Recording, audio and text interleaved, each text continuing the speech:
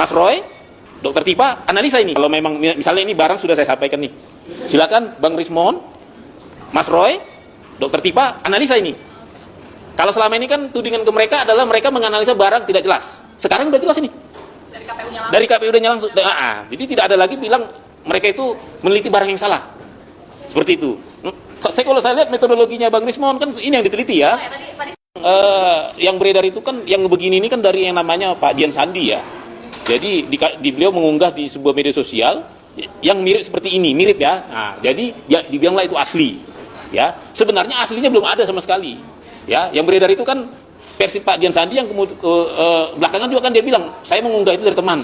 Artinya ini menyudutkan teman-teman yang disangkakan yang 12 orang itu.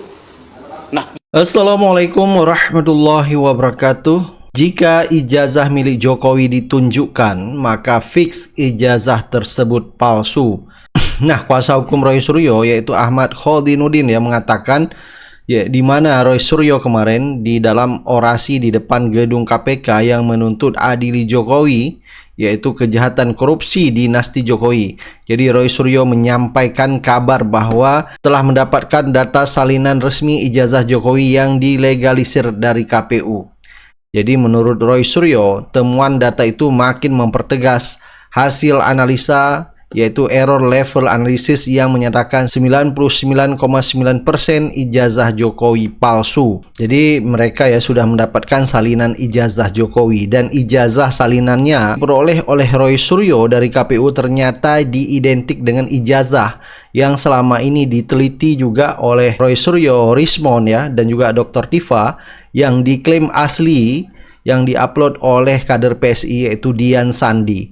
Jadi ini semakin membuktikan ya kalau ijazah Jokowi itu palsu. Jadi ini sulit dibantah ya. Jadi Jokowi sulit membantah karena sudah ada barang buktinya dan ini dari KPU dan sudah dilegalisir. Dan ini semakin membuat Jokowi tidak bisa berkutik lagi.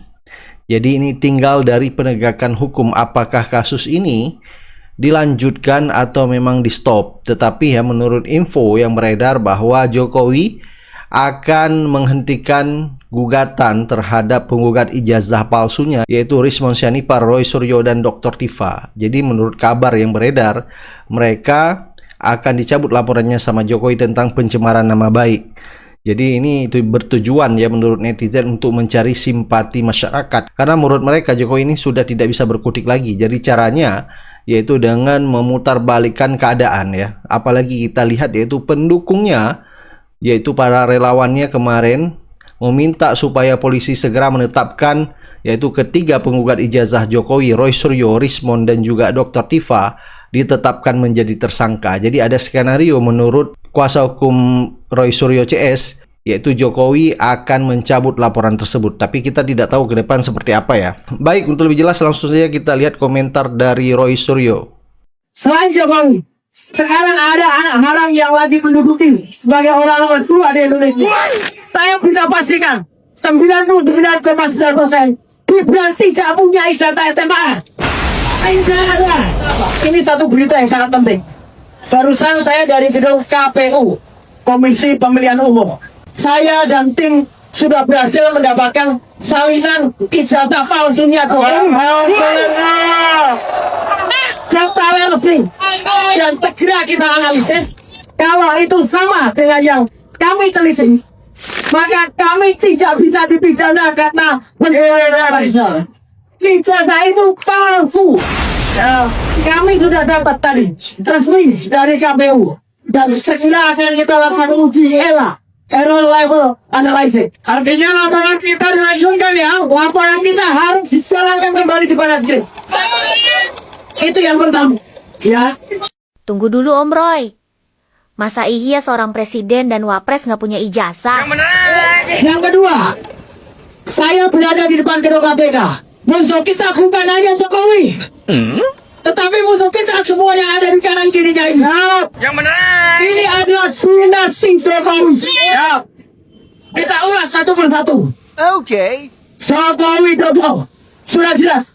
Tadi sudah banyak sekali yang disampaikan. Apa yang sudah dilakukan untuk menggalang Republik ini terlalu banyak yang dilakukan. Nah, kita tinggal tunggu KPK untuk berani maju. Saya juga percaya, bapak-bapak, ibu-ibu dari kepolisian, saya percaya di dalam hati Anda yang paling dalam, Anda setuju dengan kamu. Yang selanjutnya adalah selain Jokowi, sekarang ada anak haram yang lagi menduduki sebagai orang-orang tua di Indonesia. Barusan saja kita melihat sebuah berita yang sangat tidak masuk akal. Bahkan pembelaan ketua kampus di Singapura yang katanya dia lulusan kampus MGIS tidak benar sama sekali. Malah dia lulusan S1 dalam Undang-Undang Pemilu Nomor 7 tahun 2017. Seorang calon wakil presiden atau capres harus punya ijazah SMA atau SMK atau sederajat. Saya bisa pastikan 99,9% Gibran tidak punya ijazah SMA. Enggak. Sistem pendidikan di Singapura dan di Australia beda. Mereka kenal yang namanya O-level. Artinya hanya SMP plus 1. Gimana nih tanggapan teman-teman? Pernyataan Om Roy sesuai fakta atau mengada-ngada nih? Rencana akan turun memakai BH dan celana dalam untuk Mabes Polri. Ya lakukan aja lah, Bu. Ngapa harus ngancam-ngancam gitu? Kelompok-kelompok kalian kan memang orang-orang yang nggak punya malu, yang nggak punya maruah. Kalau kalian mau demo, kepolisian demo aja. Mau pakai sempak dan BH katanya. Buktikan, Bu. Jangan seperti junjungan yang Anda bela, hanya omong aja yang gede. Seharusnya kalau ibu itu waras, ibu itu sadar, justru yang harus Anda protes itu Jokowinya. Kalian kan pendukungnya selama 2 periode. Coba suruh Jokowi itu tunjukkan ijazah aslinya. Nggak mungkin berlarut-larut seperti ini, Bu. Ibu apa? Mau mengharap jadi komisaris? Seperti si yang udah-udah itu, Ade Armando. Siapa lagi itu yang sekarang jadi menteri apa itu?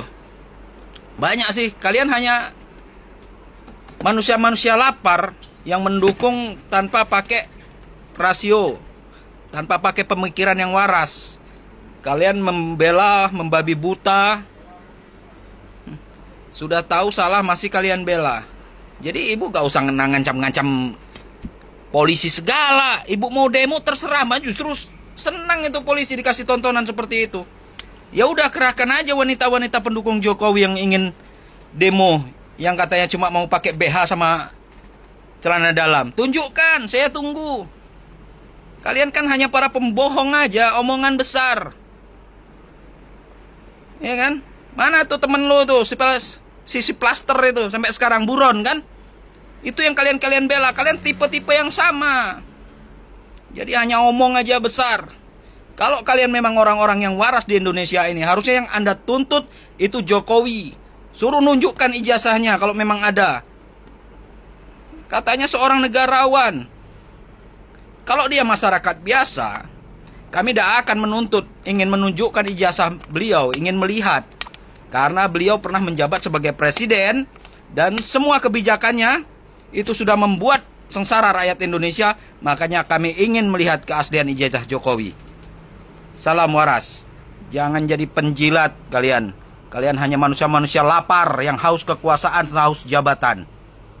Kalian gak peduli dengan apa yang terjadi di negara ini. Kalian kaum-kaum penjilat munafik. Sudah ada di tangan kita, sudah diberikan. Ini kan yang kita tunggu-tunggu selama ini. Iya. Saya itu kebetulan saya mau aja atau konteksnya di sini misalkan yang superior saya nanya Ya. teknis, kalau misalkan mau mendaftar presiden di 2019, apakah boleh menggunakan ijazah S1 tahun, mau saya tanya tahun berapa? 2013 misalnya. Iya. Iya sekalian. Atau kasarnya apakah leges boleh dipakai berulang untuk Ya, yang berbeda? atau boleh dipakai berulang-ulang. Karena kalau aku ijazahku itu kan biasanya langsung dikasih legesnya. Bahkan leges yang SMA masih ada. Yang leges apa boleh? Leges yang lama. Atau misalnya gini Pak, kan saya besok misalkan 2029 mau calon DPR RI lagi. Misalnya. Amin. Kan kemarin saya udah nyalek. Kan ya saya sudah kasih ke KPU kan melalui partai saya. PKB saya. Saya mah terbuka aja. Semua udah bilangin saya kok PKB nggak apa-apa. Jadi Sama saya. jangan kami punya partai. Mantan, oke, nggak apa-apa. Sekarang sedang tidak berpartai. Boleh Ya. punya, tapi kan urusannya berbeda. Ya, artinya ya saya bukan disuruh PKB juga ke sini. Iya. Jadi lupa saya kan. Nah, kemarin kan saya udah ngasih 2024 untuk caleg DPR RI lewat PKB. Kalau besok saya maju lagi, boleh nggak itu kemarin kan udah punya ijazah saya. Udah pakai aja lagi gitu, boleh nggak? Gitu. Jadi dalam rangka ini loh, BMS ini kan banyaknya yang diminta KTP, kan bisa berulang tuh KTP. Keterangan tempat tinggal juga sebenarnya bisa berulang. Contohnya saya belum pindah rumah kan. LHKPN tidak boleh berulang memang. Kalau itu harus baru. Keterangan keluarga negaraan mungkin bisa berulang. SKCK tidak, pilot tidak bisa berulang gitu kan. Tidak menyampaikan ke Mas Roy, ke media, bisa jadi keputusan KPU nomor 731 tidak dicabut. Tidak cabut. Terbukti memang kalau rakyat itu syukurlah ya. Akhir-akhir ini memang Bapak tunjukkan Pak, sesudah keputusan 731 dicabut, berkurang yang harus di sensor. iya. Nah ini mapnya resmi KPU ya. Dan meskipun ini kita nggak boleh sebut ya. Ada yang di Ijazah yang dipakai di tahun 2019. Tadi saya minta yang 2014 tapi masih dicari. Karena mungkin sudah terlalu lama, kita maklumi aja. Yang penting mereka sudah menunjukkan etikat baik. yang pertama ini kita tunggu Untuk memberikan yang 2019, tadi sudah dapat kotaknya Pak ya. Iya. Untuk meminta yang 2014. Karena kita juga harus tahu legacy ini sama atau tidak di 2014 dan 2019. Itu Bapak.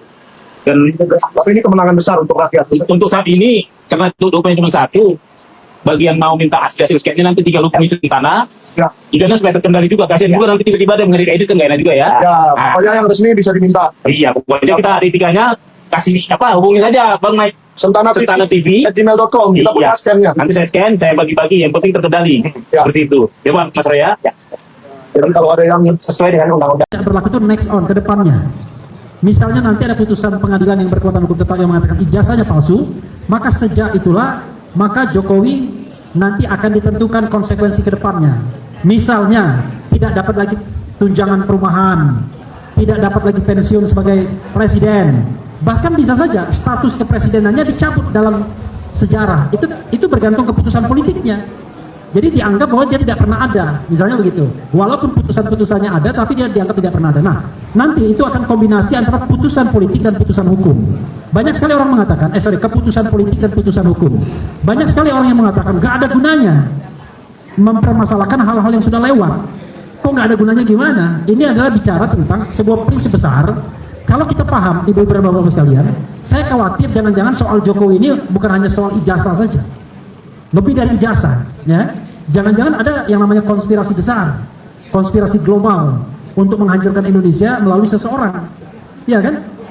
Kita kan harus juga curiga bertanya, kenapa misalnya investasi kita hanya dari satu negara saja? Misalnya nikel kita kenapa lebih banyak dimanfaatkan oleh China misalnya? Saya selalu mengulang-ulang ini, yang kata almarhum Faisal Basri, tidak ada negeri yang setolol Indonesia. Iya, karena nikel kita itu keuntungannya 90% buat China, dan kita cuma 10% saja. Itu yang dikatakan Faisal Basri, dan sering saya ulang-ulang. Berikutnya Faisal Basri datang lagi, bukan 10% kita, tapi kita minus katanya, bayangkan. Dan ibu bapak sekalian tahu, uang-uang nikel itulah yang kemudian dibuat untuk pemilu dan lain sebagainya, untuk kecurangan dan lain sebagainya.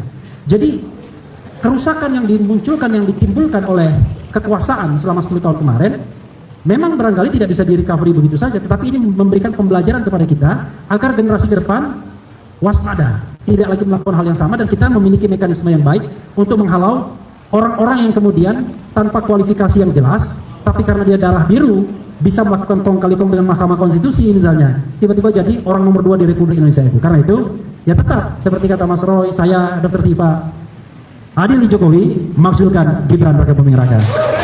Tapi karena ini kita bicara tentang Jokowi's white paper, saya akan singgung sedikit, ya. Saya selalu mengatakan yang namanya negara melaporkan, mempidana orang yang berpikir, berpendapat, itu negara yang sontoloyo, ya, negara yang demokrasinya sontoloyo. Kalau ada mantan presiden yang kemudian mengadukan orang yang berpendapat, berarti dia representasi dari jenis negara tersebut. Ya kan begitu? Masa orang berpendapat kemudian dikriminalisasi, dilaporkan ke polisi? Itu namanya tidak menghargai demokrasi dan konstitusi kita.